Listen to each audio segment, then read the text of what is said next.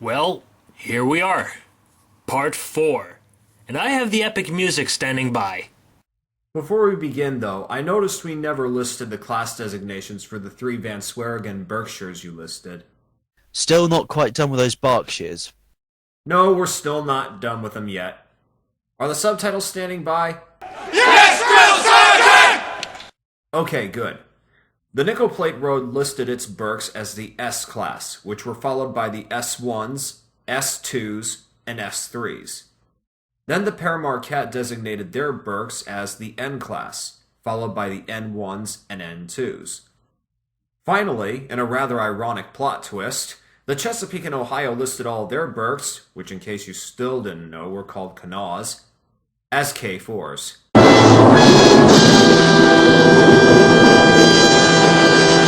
Oh, for the love of all that's holy! Well, someone's excited. But don't we have more engines to cover? And most importantly, is there an LNER engine in this segment? Yes, there is. And again, the awesome music is standing by too.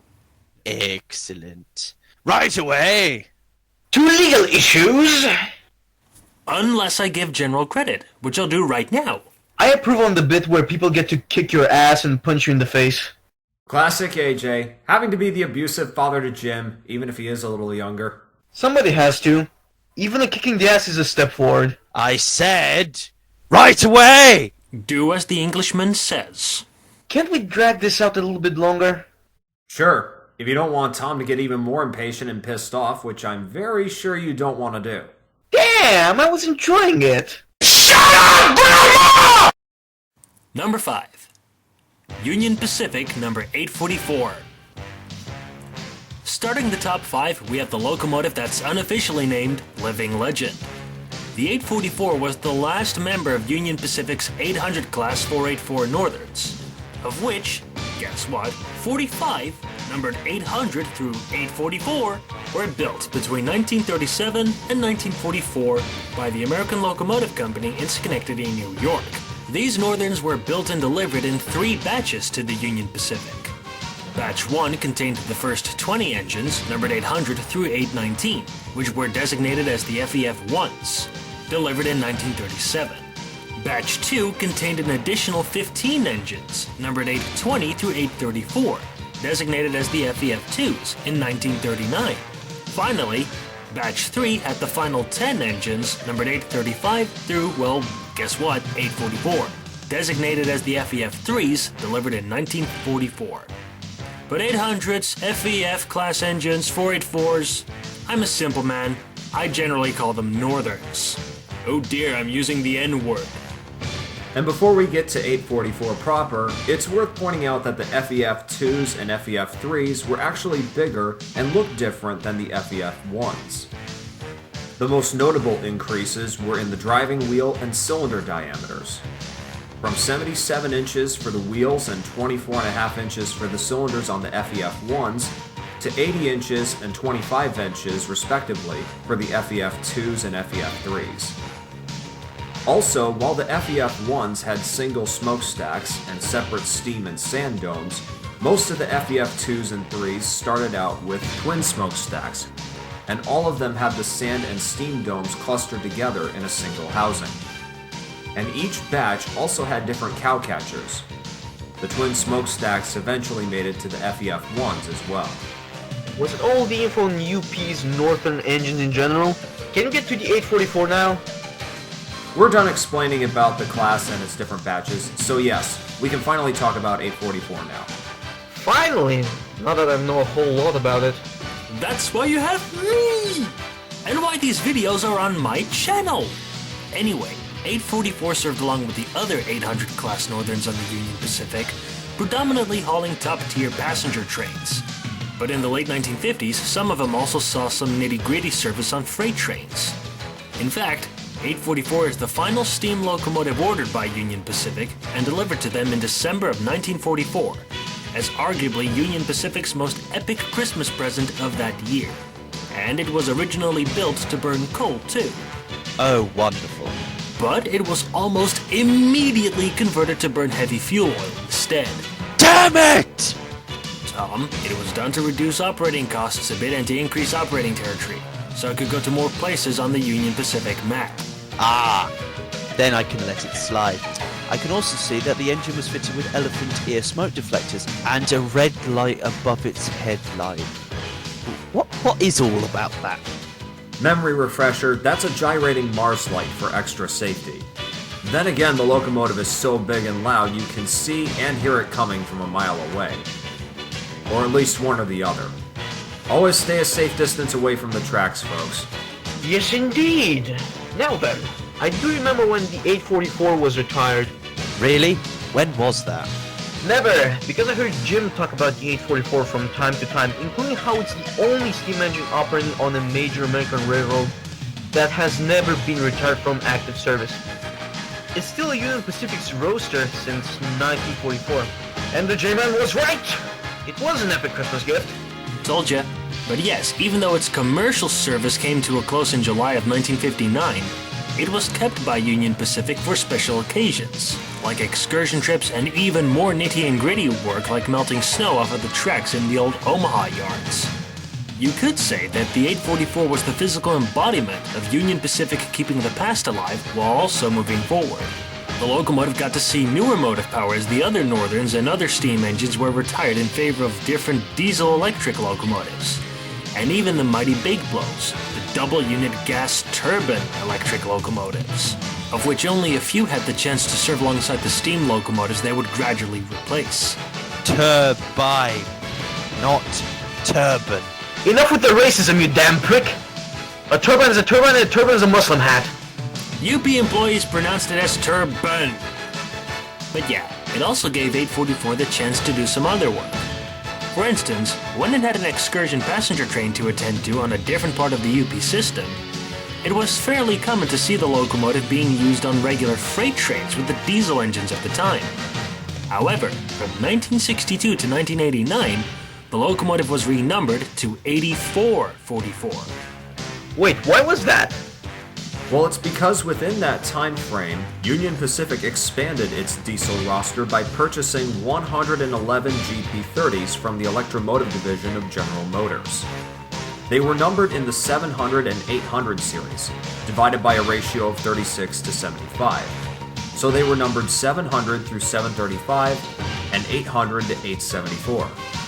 So you know what that means. Yep, I can figure it out. You can't have two different locomotives with the same engine number in service on the same railroad.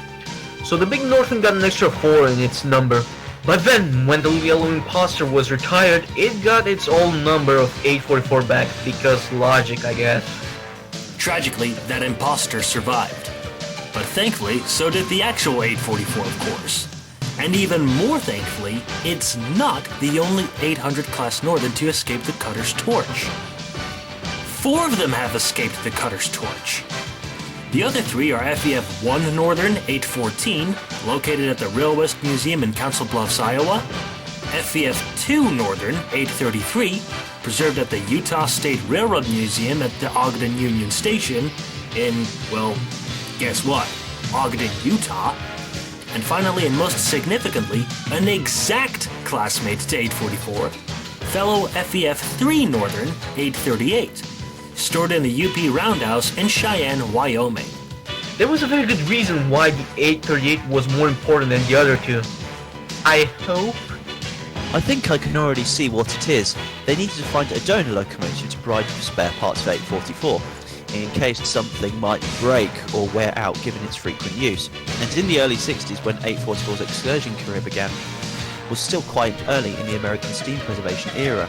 So asking the manufacturer to make new components for an engine which all of its classmates were out of service was probably too expensive, or the drawings weren't available anymore. Exactly. So the UP steam team back then was looking for another 800 class Northern, preferably a fellow FEF-3 like 844 for maximum interchangeability. Fortunately, 838 was still around, sitting on a storage track in Council Bluffs, Iowa, and so in 1977 it was transferred to Cheyenne.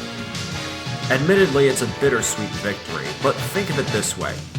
Without 838 supplying parts to the living legend, 844 might have been retired a long time ago.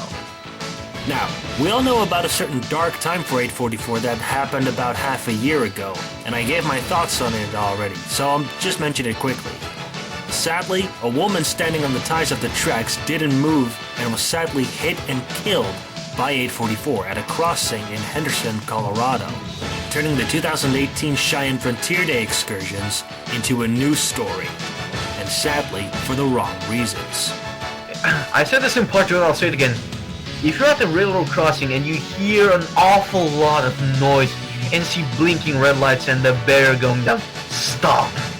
Or stay at the safe distance away from the tracks. If there are no warnings, at least 10 to 20 feet.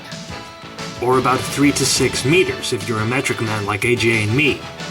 And that's from the track bed. Not the actual ties, not the actual rails, the track bed. Whatever measurement system you're using doesn't matter, but what matters is your safety. Be careful at the railroad crossing. Either you'll die and give the crews driving the train PTSD, or you'll escape with your life by the skin of your teeth and get PTSD. Take your pick. Please listen to him this time. Anyway, the trips were resumed with UP's new diesel-electric Heritage locomotive 1943 pulling them, while 844 remained in Colorado for a few days. But then, when the 844 went back home, it made a bit of history in a more positive way. To put it to some good use, Union Pacific had the Big Northern pull a relatively small freight train, mostly comprised of tanker cars, from Denver to Cheyenne, making it the first steam-powered freight train to pass through some of the towns and communities along the line in 60 years. In any event, still heartfelt condolences to the friends and family of the victim, and to the rest of us, stay safe. Good choice of words. That way you can all still enjoy the 844 in action, since even I can see it's arguably one of Union Pacific's biggest public relations trump cards. Why did you have to show his ugly mug? What? I brought the video text to put that shit in. Don't ask me how I did it. Just roll with it. Now then, moving on to the magnificent. Number 4. London and Northeastern number 4472. Flying Scotsman. Apologies if my voice quality kinda sounds different compared to the previous segment. It will sound different in the other segments, but that's because I'm recording them one at a time now because of poor timing.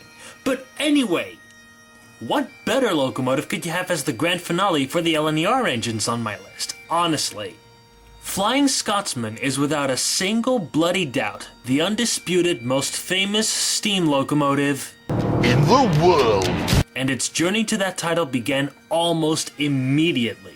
Yet another Gresley locomotive, 4472 was the third of what would become 52 Gresley A1 Pacifics, manufactured between 1923 and 1925. Not all were built by the LNER though.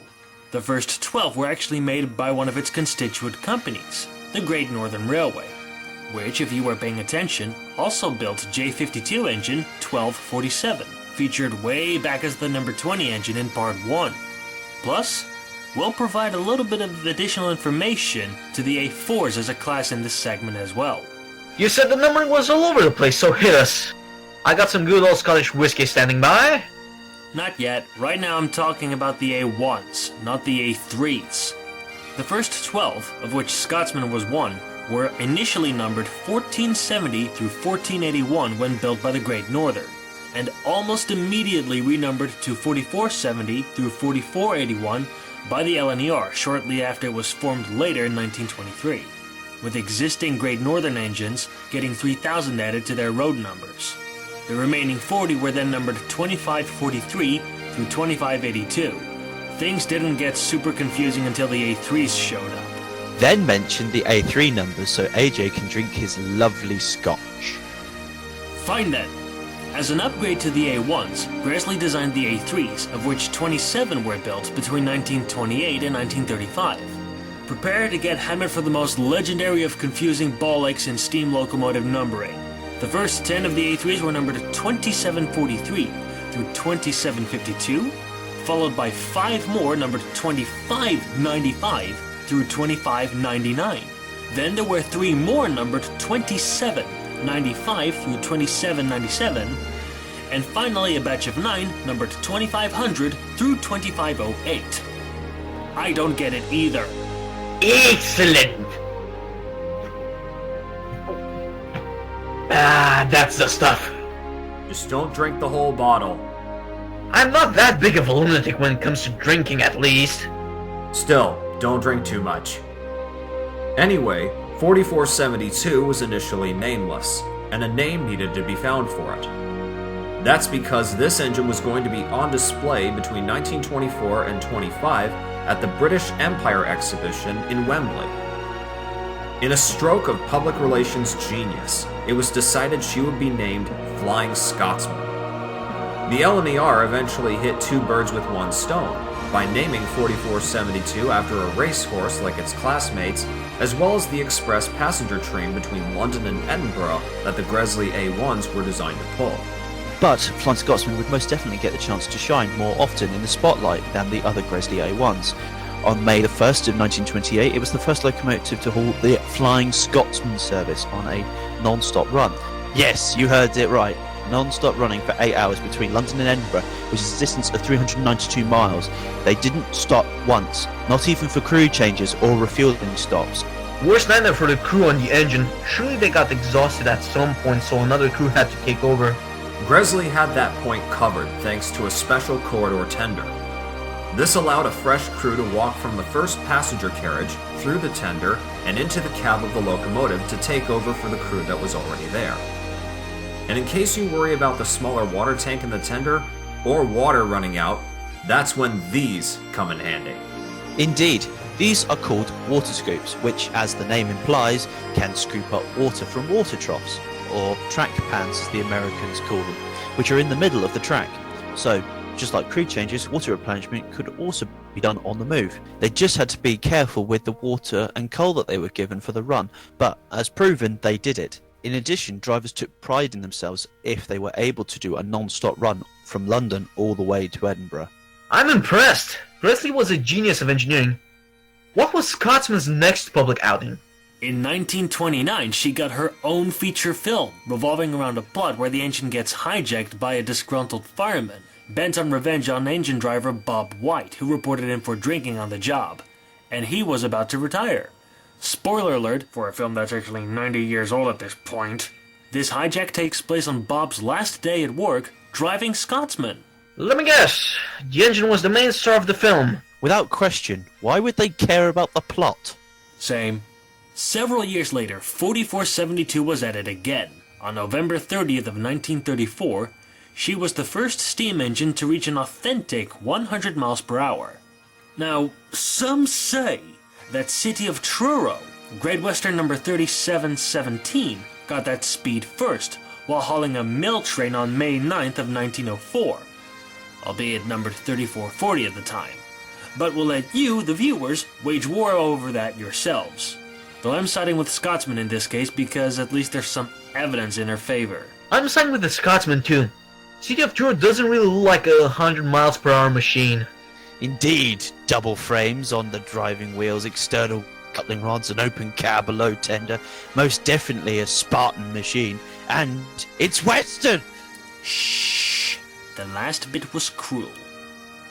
After the war, all 52 of the Gresley A1s were rebuilt, with almost all of them, including Scotsman, upgraded to A3s, boosting the total number of Gresley A3s from 27 to 78. The only exception was the first Gresley A1, 4470, Great Northern, which became a one-of-a-kind A1/1 thanks to Thompson. It looks hideous! Look at it! Like all Thompson Pacifics, mixed with teething troubles, though at least they were fixable. Back to Scotsman, she got renumbered to 502 during the Second World War and painted matte black, before she was renumbered again to 103 during one of Thompson's renumbering schemes. Clarity, please! In the Thompson days on the LNER, all the Gresley Pacifics were renumbered 1 through 113. The 34 A4s that survived the Second World War became 1 through 34.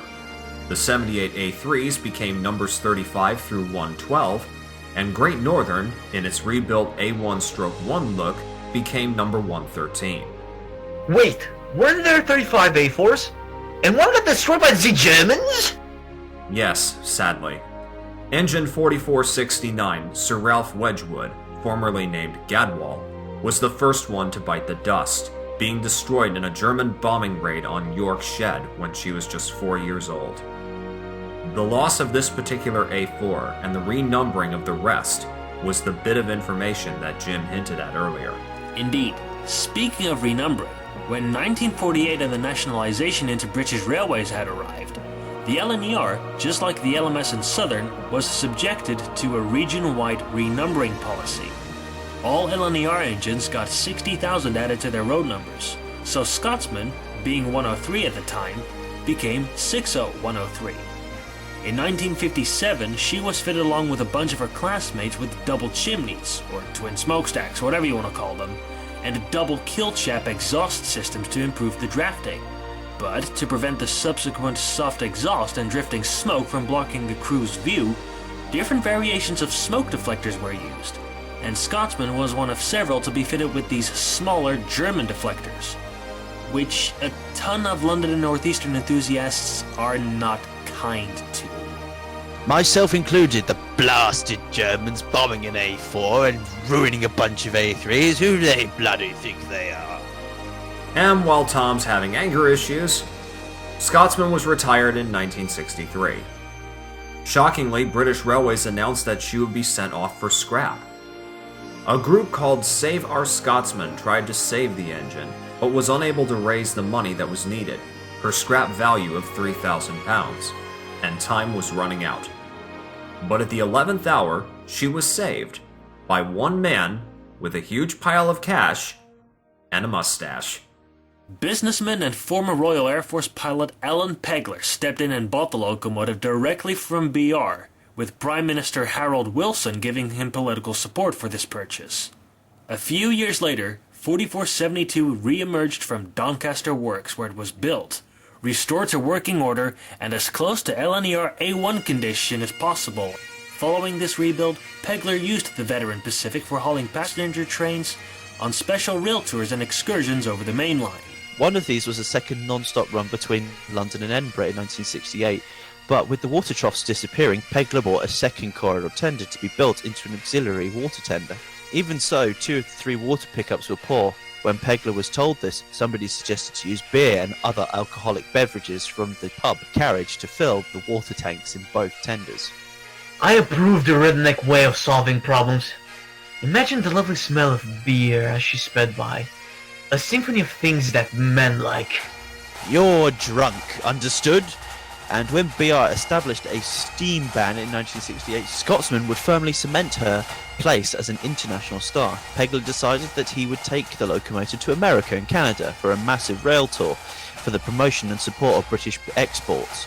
All the stunts were pulled, and despite costing a huge amount of money, the tour actually made a small profit. Just a small shame that it came to the cost of the engine looking nowhere near as good as it used to be. Well, that's American safety regs for you.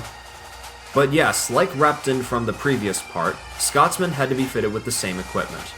A bell, a cowcatcher, knuckle couplers, and a high-intensity headlight. And she went one better, or worse if you're a pessimist, by also being fitted with an American whistle on the right side of her smoke box. But I can see why others wouldn't like this as much as how Repton looked when she was Americanized. Scotsman's bell was off-centered on the pilot, her headlight made it taller than she really was, and even with the knuckle coupler she still retained the buffers. It wasn't that pretty, but at least it was functional. Yeah, it's a bit of a clusterfuck to be honest. I prefer seeing her without all of that stuff. Girl, you don't need any makeup to be pretty. Just be yourself, that's what guys like. Just imagine without all of that junk, elegant lines, the simplicity, just a very nice engine to look at. Sadly, Pegler went on a second tour of the States, and even in Canada. But this was more along the lines of a money pit than a money maker. Things went so bad for Pegler's wallet that he had built up a debt of £132,000, and he was forced to leave 4472 behind while he returned home, being declared bankrupt in 1972. Scotsman was stored at the U.S. Army Sharp Depot in San Francisco, California, facing an uncertain future. But in 1973, another man stepped in. Businessman Sir William McAlpine, or Concrete Bob, bought Flying Scotsman for £25,000, bringing her home via the Panama Canal. Having paid for her to be restored at Derby Works, she was sent for trials on the Paignton and Dartmouth Railway that summer, following by another excursion career. In 1988, she went down under, as it were, shipped to Australia to participate in the Australian Steam 88 Festival, celebrating Australia's bicentenary or 200th anniversary, substituting for Mallard since she was running in the UK and just about to go out of service.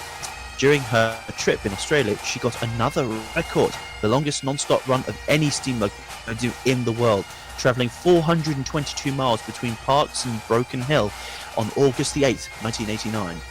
While in Australia, 4472 even met up with an old frenemy, GWR locomotive number 4079, Pendennis Castle, which at one point was also owned by McAlpine.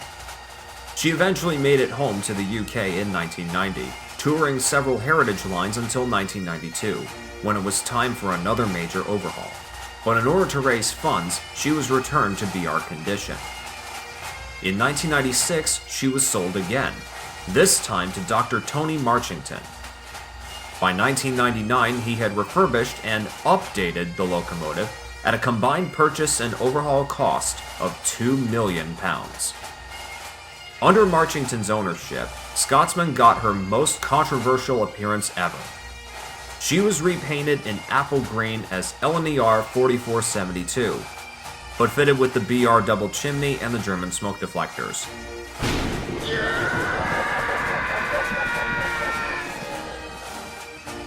To say that the armchairs were angrier than ever before would be an understatement. And I love it. Traitor!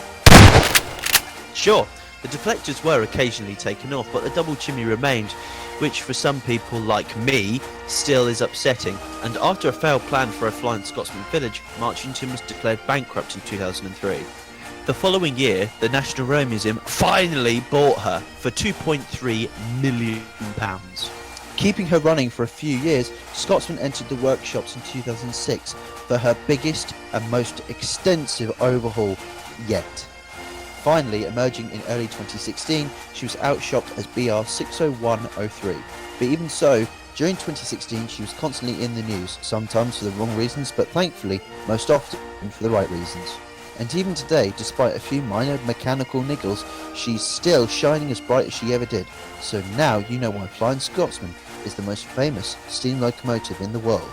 And it's not just an opinion, but it is a cold, hard fact. Suck it, America!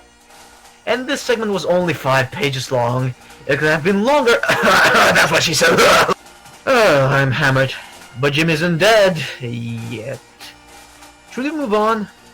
I think we should. Oh look, the next engine on the list is Scotsman's supposed new frenemy. Number 3. Union Pacific number 4014. Before you say that this engine can trump Scotsman... No, not like that! Before you say this engine can trump Scotsman as the most famous, it can't. And you'll find out why a bit later. That said, let's get on with it. This 600-ton monster was part of one of the most iconic classes of steam engines ever. That class being the Union Pacific 4884 Big Boys. These giants are generally acknowledged to be the biggest steam locomotives in the world. And it's not hard to see why. Just 25 of them were built between 1941 and 1944, numbered 4000 through 4024. And in case you think this is showing off, it's not. They were necessitated, with some of the big boys, including 4014, literally coming on the scene just as America got attacked by Japan at Pearl Harbor, and thus propelled into World War II. By the end of the 1930s, the UP's biggest steam locomotives, the 4664 Challengers designed by Arthur H. Fetter, were starting to struggle with freight trains that were growing even longer and heavier. Among all that freight wasn't just your daily needs, but also military equipment. Therefore, a bigger and more powerful locomotive needed to be designed to keep operating costs down. UP President William Jeffers gave the order to construct a super locomotive capable of single-handedly hauling freight trains weighing up to 3,600 short tons on the 175-mile journey between the cities of Ogden, Utah and Green River, Wyoming, especially on the eastbound journey from Ogden to Green River, sometimes stopping at the small town in Evanston, Wyoming. So, let me guess. There was some steep mountain climbing to do, wasn't there? And if so, how steep are we talking about? Yes, there was mountain climbing to be done over Utah's Wasatch Mountain Range. When going east, the grades often reached 1.14%, so for every 100 feet you go forward, you gain 1.14 feet in altitude. So because of that, a very sure-footed locomotive needed to be designed. Otto Habelman, the UP's vice president of research and a colleague of Fetter, took on the job by enlarging Fetter's Challenger design and increasing the number of driving wheels from 12 to 16. Other changes included changing the diameters of the cylinders and driving wheels. The cylinder diameter was increased from 22 to 23 3/4 inches, and the driving wheel diameter was decreased by 1 inch from 69 to 68 inches. But the general look of the boiler was radically changed, so the new super locomotives pretty much bore no resemblance to the Fetter Challengers. Jeez, will this segment drag on forever too? I was only taking shots at this one, but I'm gonna start chugging at this rate. And maybe I'll shoot Jim too. We'll see. Now, when 4014 and the other 4000 class locomotives were initially built, UP management considered calling them Wasatch types, after the mountains they were designed to conquer. But over at Alco, as the prototype locomotive of this class was finished, an unknown employee came up with a more descriptive name. He grabbed a piece of chalk, climbed onto the giant locomotive, and wrote the name Big Boy on the smoke box door. With the 4000s being just under 133 feet long, a little over 16 feet high, and 11 feet wide, it's an appropriate name to say the least. Straight away, the big boys proved themselves to be a tremendous success. Remember when Christopher said that they were designed to pull 3,600 short tons of freight over the Wasatch from Ogden to Green River? Well, they were able to handle freight trains weighing up to 4,200 short tons on that same run without a hitch. And a little later, they were even permitted to pull 4,450 short tons of freight over the Wasatch. So yes, they didn't just meet the expectations, they exceeded them. Didn't they get a little brother? I almost started some redneck right there. It's fine. They did, in the form of Jobbelmann's heavy Challengers, which looked very similar to the big boys, but were slightly smaller in size, and slightly younger too. They even worked together. The way it worked is that 4014, or any other big boy for that matter, would handle a heavy freight train up the heaviest grades of the Wasatch, and at the top of it, it would surrender that freight train to the heavy Challenger. Which could carry it downhill across the prairies while the big boy went back for another freight train. Clever! They complement each other with similar looks and good performance. Speed and power, give it the Clarkson seal of approval.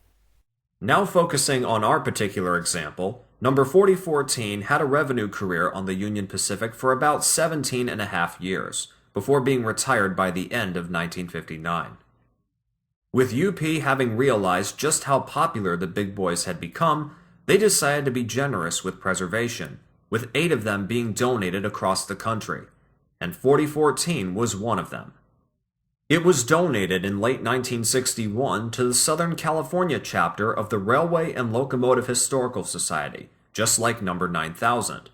So it went to Pomona, California, where the dry climate and care by the volunteers had helped preserve this particular big boy in very good shape for the next 52 years. Smart move on UP's part, and kudos for the volunteers. But then, in July 2013, if it could speak, it would say, I'll be back. Yes, indeed. At that time, UP would take the world of steam preservation by storm when they announced their plan to take 4014 back to the steam shops in Cheyenne, Wyoming, and restore it to operating condition. To say it was well worth the 1,300-mile trip from Pomona to Cheyenne would also be an understatement. Major restoration began with disassembly in late 2016, and Union Pacific is determined to have the engine ready by May of 2019, in time for the 150th anniversary of the Golden Spike celebrations, which were originally held for the completion of the Transcontinental Railroad at Promontory, Utah, on May 10, 1869. At the time of this recording, which is mid-February of 2019, the restoration effort is nearly completed. Though as part of it, 4014 has been converted to burn recycled engine oil instead of coal. Granted, the firebox doors will no longer be the gateway to a coal-fired hell, but if it's cheaper, safer, and cleaner, it's worth it.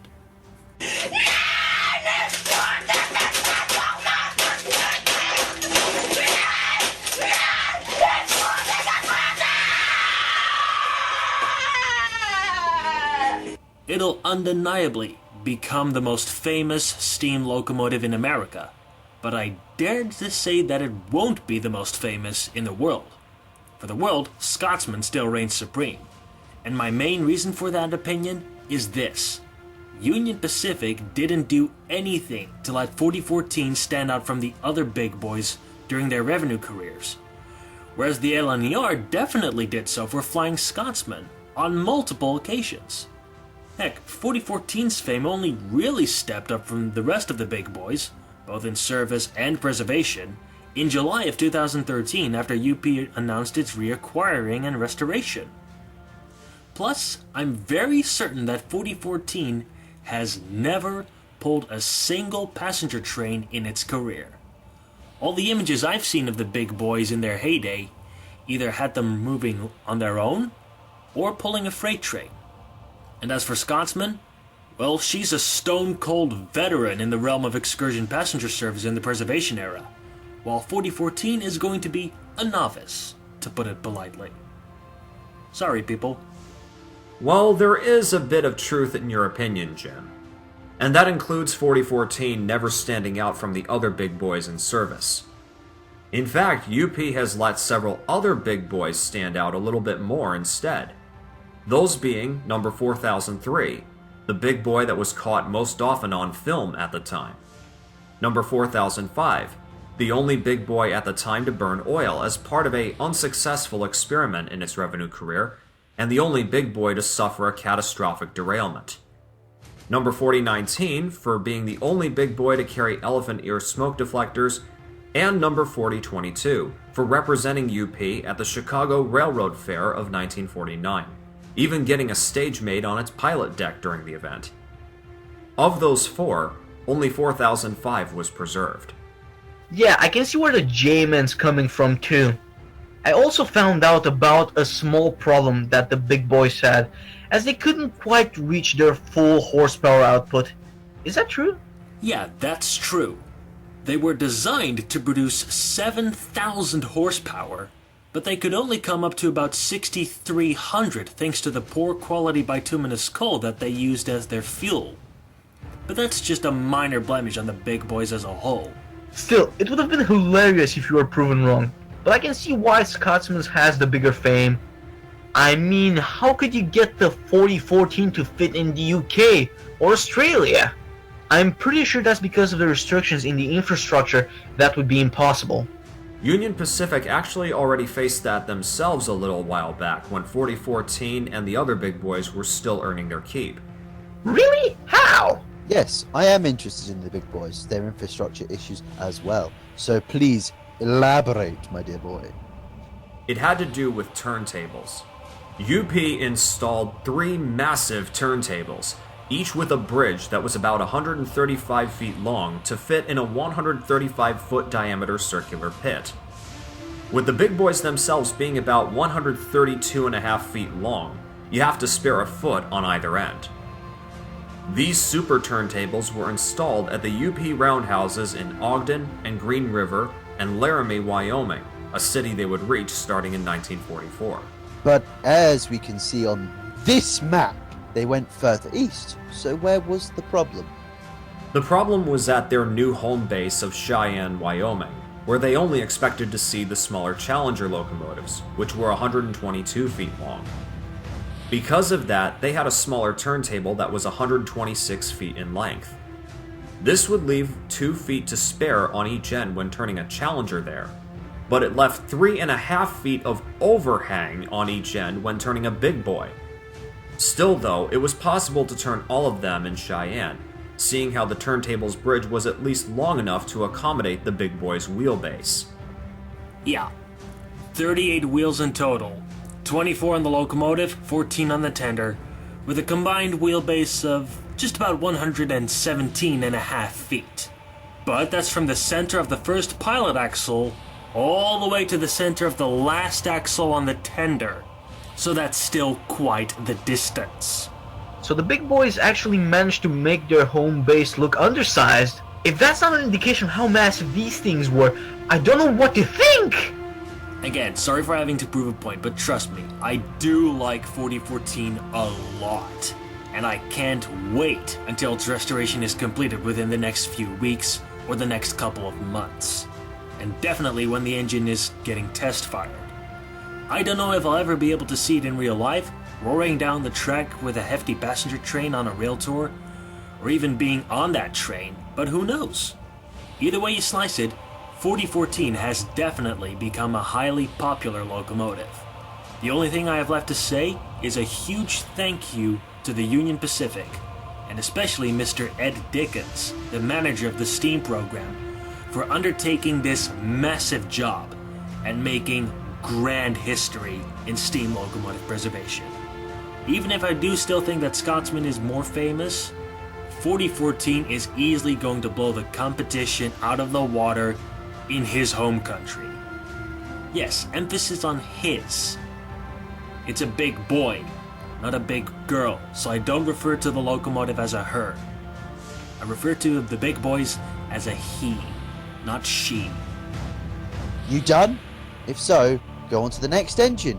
And back to the UK. I can already feel a Princess Royal Pacific coming, or maybe a bullied. Wonderful. And obviously, it's from neither class that the next engine comes. Prepare for a major disappointment, LNER enthusiasts.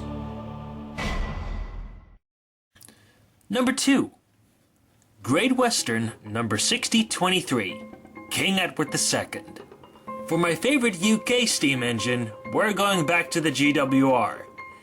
And yes, I've been meaning to talk about this wonderful machine for a while now. Wonderful? You call this wonderful?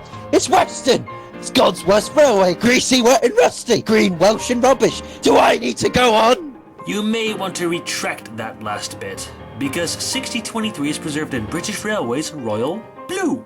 Oh! And how do Great Western enthusiasts feel about this? Well, some of them like it, others are horrified for life. Okay, I'll behave then. Now, 6023 is part of a class that Jim and I talked about before. The GWR 6000 class 460 10-wheelers, better known as the Kings, since they were all named after kings of the UK.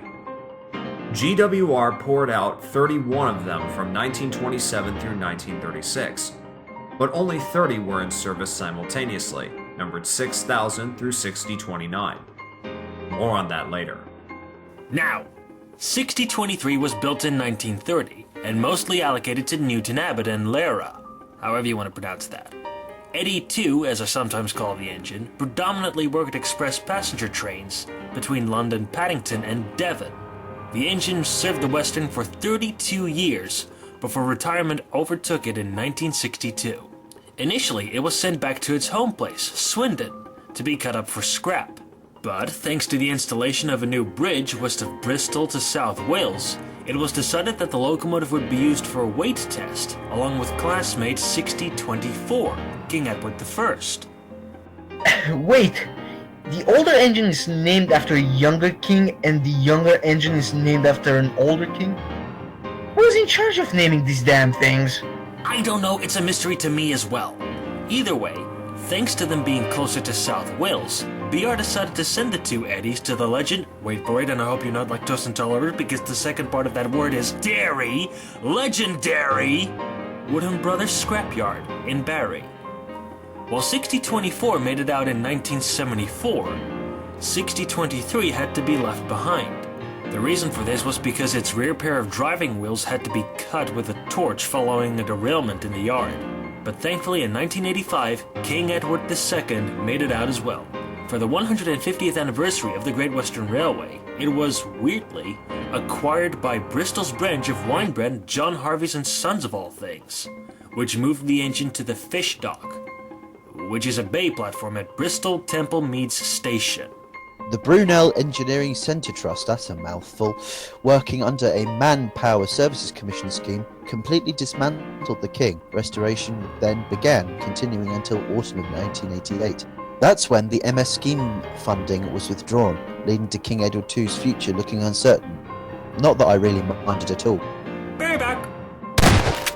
Fortunately, 6023 was then purchased by the Great Western Society, housed at the former GWR steam shops at Didcot, nowadays known as Didcot Railway Centre. The King arrived there in 1990, allowing its restoration to resume. One of the most notable parts of it was that a brand new pair of driving wheels was cast for the locomotive's rear axle to replace the broken ones. It's believed that this was the very first time in the preservation era that brand new wheels for a standard gauge steam engine were made. As for the broken driving wheels, they were also purchased by the GWS and placed on outdoor display on the Society's grounds as a reminder of the challenges that preservationists had to overcome when buying a steam engine from the scrapyard. How many Kings were actually preserved though? Because I like the way they look, and I'm hoping a few of them made it beyond the days of steam. Sorry to disappoint you, AJ, but just 3 were preserved. In addition to 6023 and 6024, the other survivor is the prototype machine, number 6000, King George V.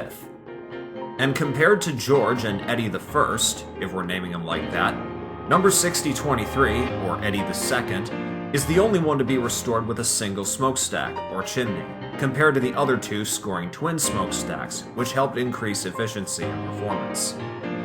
How many times, Chris? It's double chimneys! Oh, sorry. Regardless of the language barrier, the restoration efforts were finally completed in 2011, when King Edward II finally moved under its own power for the first time since 1962. Later that same year, it would re-enter service on the Mid-Norfolk Railway. And yes, it was repainted blue following this restoration. I do find it humorous that the engine had lost its safety valves cover on the way to Dereham. Oh, and it had to be hauled with a truck, since it wasn't certified for mainline running yet. But by the 5th of June, it was returned to the engine after somebody found it and got a cash reward from the railway volunteers. However, then came the broken stay bolts in the boiler and firebook, meaning the engine was sidelined for even more time. In fact, the King had to go to Loughborough on the Great Central Railway for firebox repairs in 2012, which were then completed in 2013. Oh man! Can't this lovely blue 10-wheeler get a break?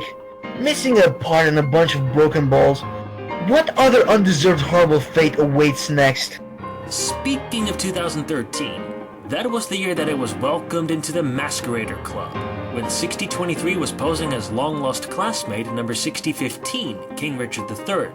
This was done thanks to that guy's remains being dug up at a city council car park in Leicester. Probably why Leicester City won the Premier League with football a few years later. And with football, and I mean the sport with the spherical ball that you kick around with your feet, not padded rugby like in the States. Ouch. Back to 6023. In 2014, following testing for mainline certification, the King got a portable GSM-R radio installed, thanks to derogation by Network Rail. This can also be used for other GWS locomotives which haven't worked on the UK main line in the 21st century, such as the previously mentioned Pendennis Castle and the new-built Saint, number 2999, Lady of Legend. There was a catch with running a King in preservation though. Due to the enormous size and weight of it, it could only run a couple of main lines on the Great Western Railway back in the day of steam. Even then, those lines had quite a roomy loading gauge for British standards, but thanks to shaving down the chimney and shedding a bit of weight, it can now operate on a much larger part of the UK rail system than before. I even got to see this graceful blue machine in action at Didcot Railway Centre on the 30th of July, 2016. It was a magnificent sight to behold. For you, yes.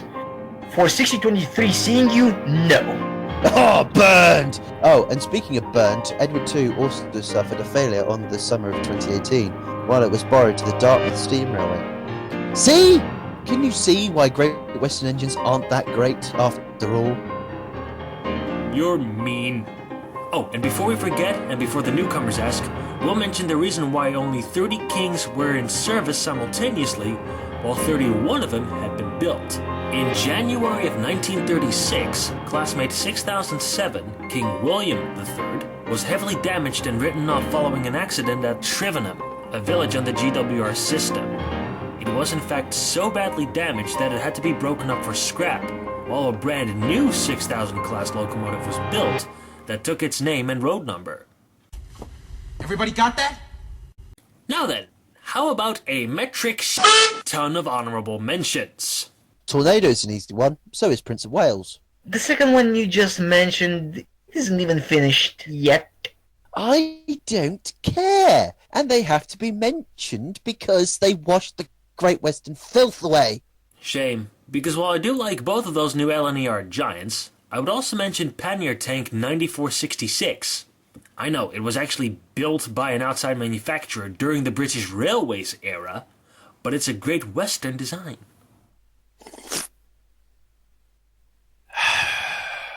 Jim. I think you made him mad. I did. Stateside, I think Southern Pacific 4449 is a neat honorable mention. Exactly. Wait, you didn't put it on the list? Well, there goes another fan base.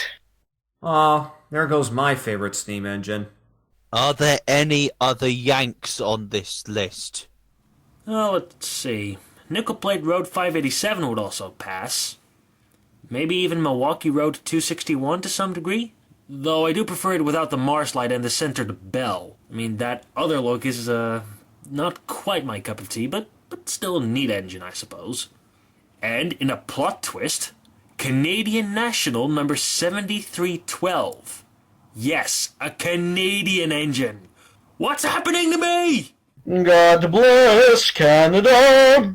Not as pretty as the Canadian Pacific engines, eh? Meh.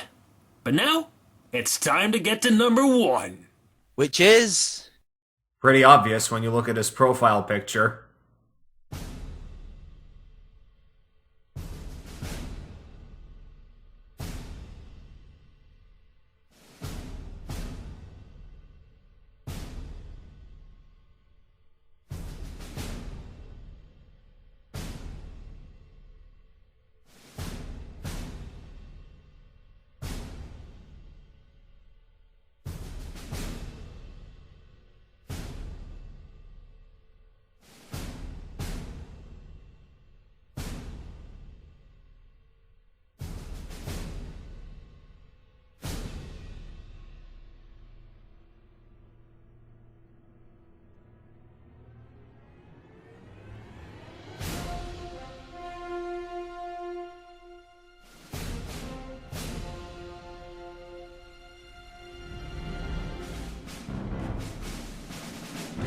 Number 1. Union Pacific, number 3985. Honestly, people, you could have seen this one coming a long time ago, in a galaxy far, far away. But anyway, built in 1943, this is an example of Union Pacific's true last of the giants. The previously mentioned 4664 Heavy Challengers, which, like the big boys, were designed by Otto Jubel. When it comes to this design, there were 65 of these locomotives built between 1942 and 1944, although admittedly with a little bit of a slapdash numbering scheme. Though fortunately, despite me having a few questions about why they were numbered like this, I managed to get around that issue by... Who cares? Slapdash enough for beer? Not really. The first batch of 20, built in 1942, was numbered 3950 through 39... 69, dudes! And the second batch, containing 25, built in 1943, was numbered 3975 through 3999. And finally, another batch of 20 at the end of 1944 were numbered 3930 through 3949.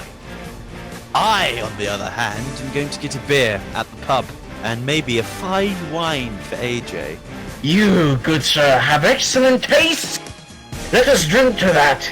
Yes, let's. Still, could be worse. Look at the LNER A3s.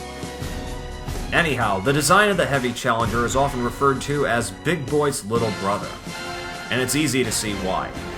The two designs look very similar, and naturally the Challengers were smaller compared to the Big Boys.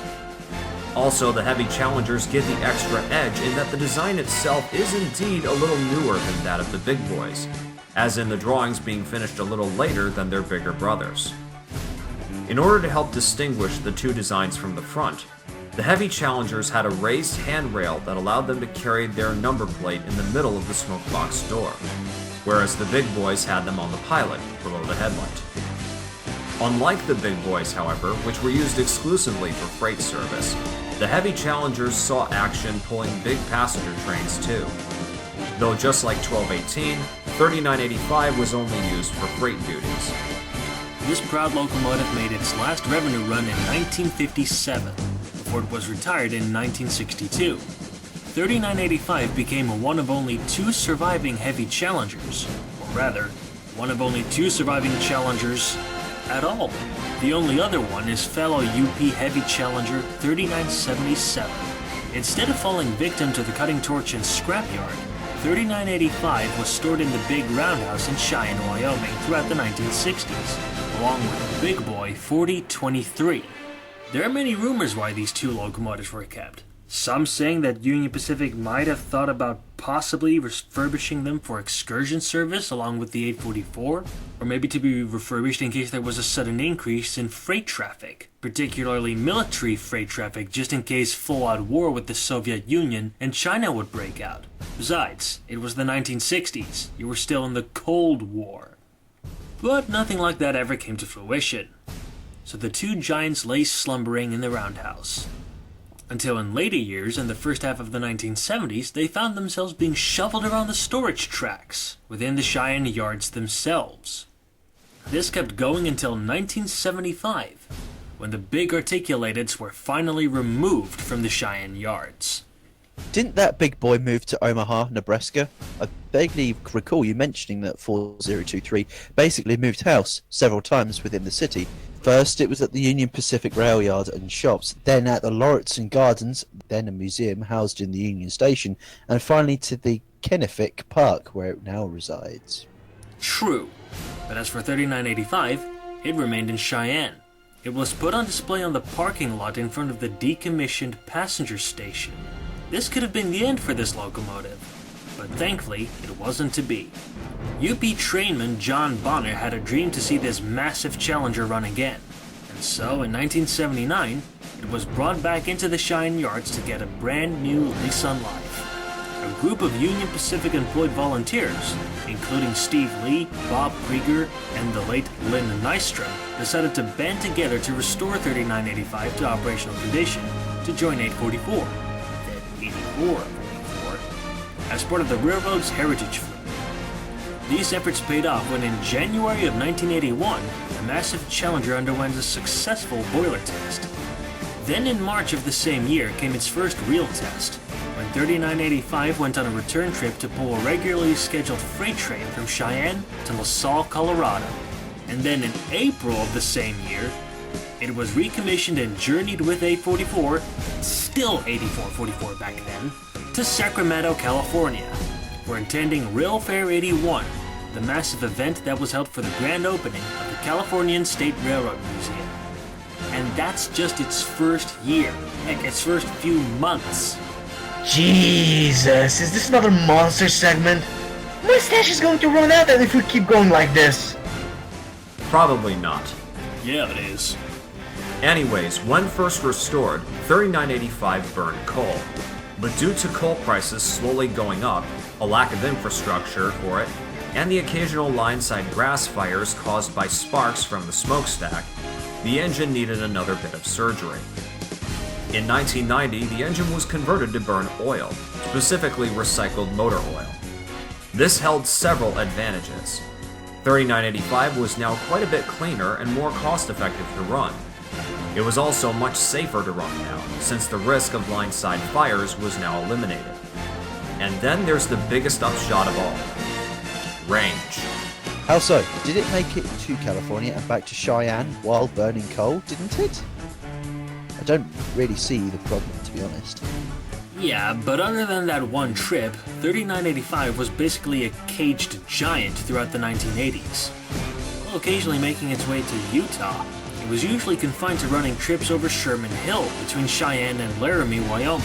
After being converted to burn oil, the Challenger could negotiate a much larger part of the Union Pacific Railroad, without local towns and railroad yards needing to stockpile a bunch of coal for the engine or constantly calling the fire department in case of a grass fire.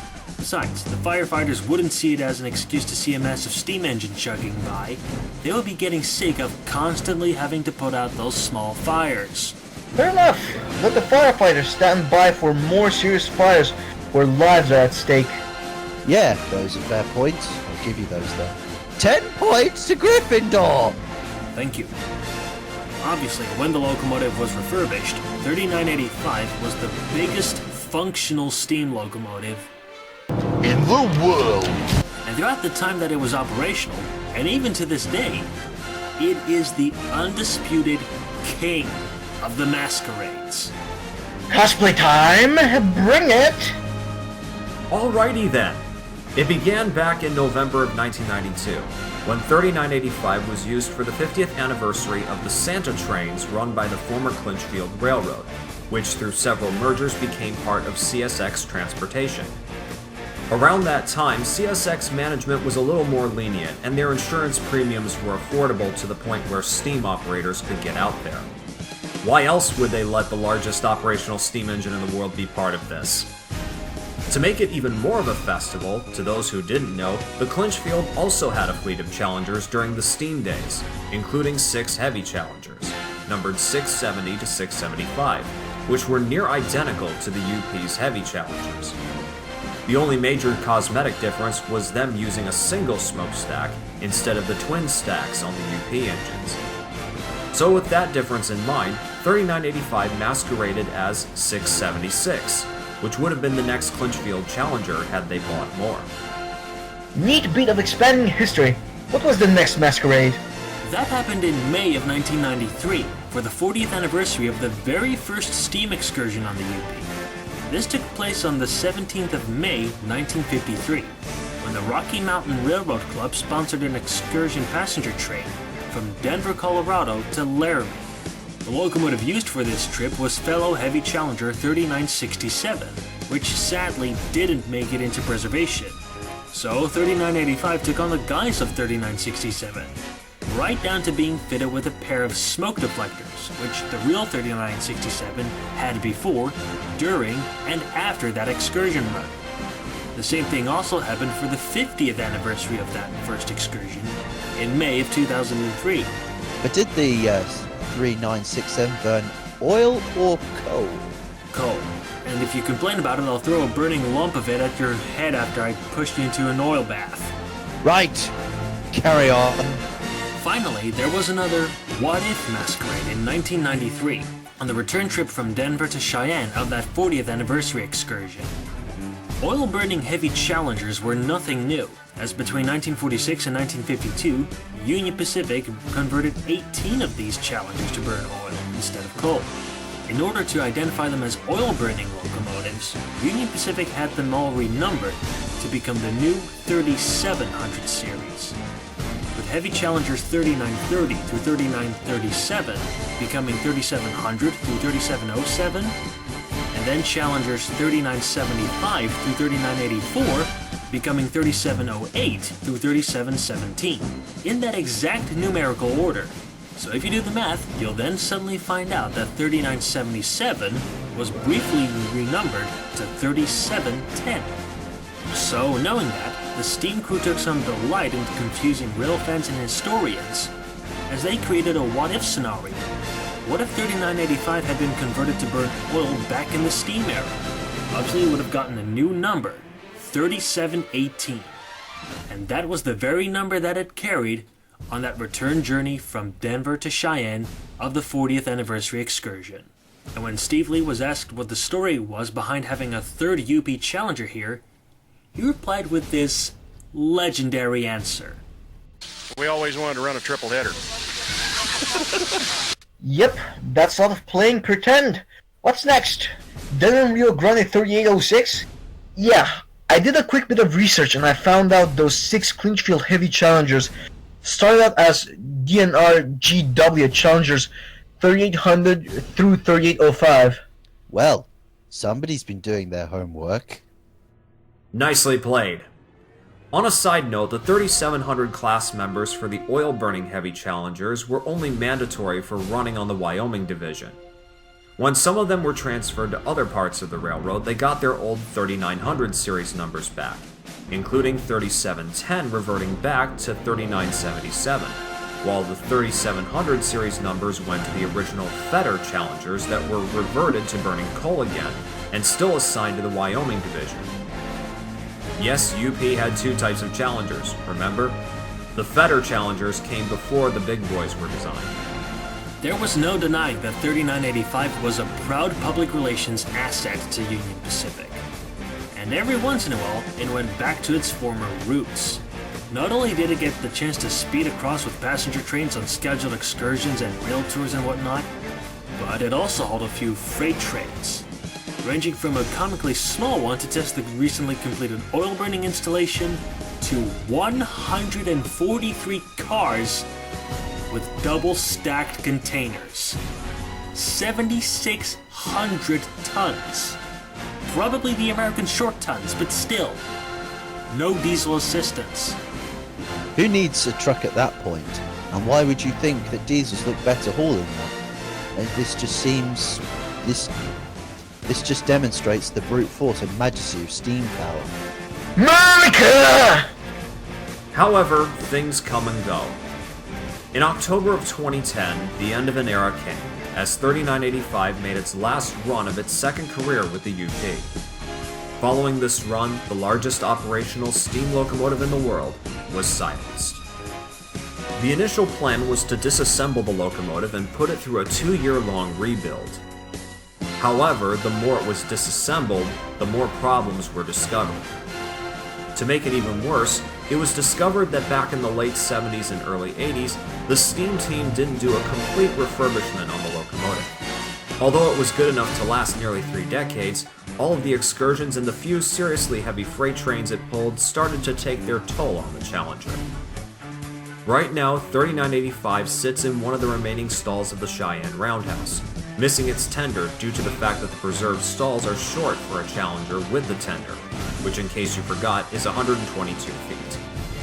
Any plans on bringing it back to its former glory?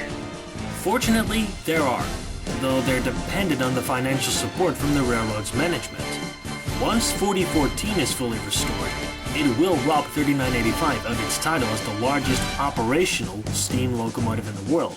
But the Challenger is planned to get the necessary restoration work to get it back in operational condition once 4014 is finished. Give the man maintaining those giants some time, some moral support, maybe a little bit of time off to catch a break from working on these locomotives, and well, let's also hope that the management of the railroad will give them plenty of money to go around, and they'll get the job done. And I'm serious about getting money from the railroad's management department, because the general public can't donate to the Union Pacific Steam Program. Any way you slice it, you certainly can't deny that 3985 was a massive sledgehammer in breaking down obstacles to realize wonderful dreams. Because of everything that it was used for, and because it was cared for by people in the preservation era who were determined to see it run again, and in the process even becoming more legendary than any of the individual big boy locomotives taken by themselves, so not as the entire class, Challenger 3985 is my personal favorite steam locomotive, bar none. Hey there everyone, I did have some kind of grand closing ceremony planned, but you know what, sadly I'm going to drop that. So when it comes to Sid and Eddie, well actually George and Eddie, because Sid's real name is George. When it comes to those two guys who you may have noticed were labeled honorable members in the Cylindercock server, I'm sorry that it was for nothing. But yeah, still, thank you all so much for being so patient with me. Thank you for sticking with me through the end. We finally got this juggernaut of a top 20 finished. We can finally move on. I don't deserve you guys, and I really don't deserve nearly, over 1,472 subscribers. I mean, this is huge.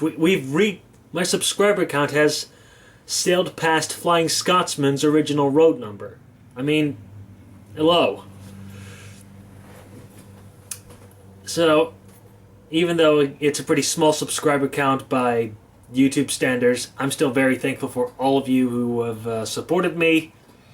So, yeah. That's all I have left. So, yeah, I'm tired. Can you tell? It's about 9 p.m. And you know what?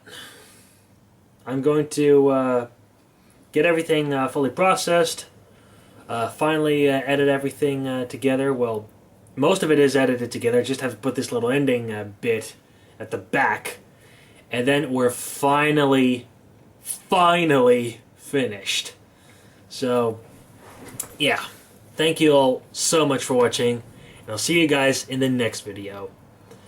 And I'm sorry that February has been completely empty of videos, but yeah, the series that I had planned, it was basically supposed to be, like, these segments, just one per video, you know, just looking at one locomotive per video. It kind of backfired because I thought that the locomotive that I wanted to cover would be celebrating its 70th birthday last month. You know, built in February of 1949. But no, it was actually built in April of 1950.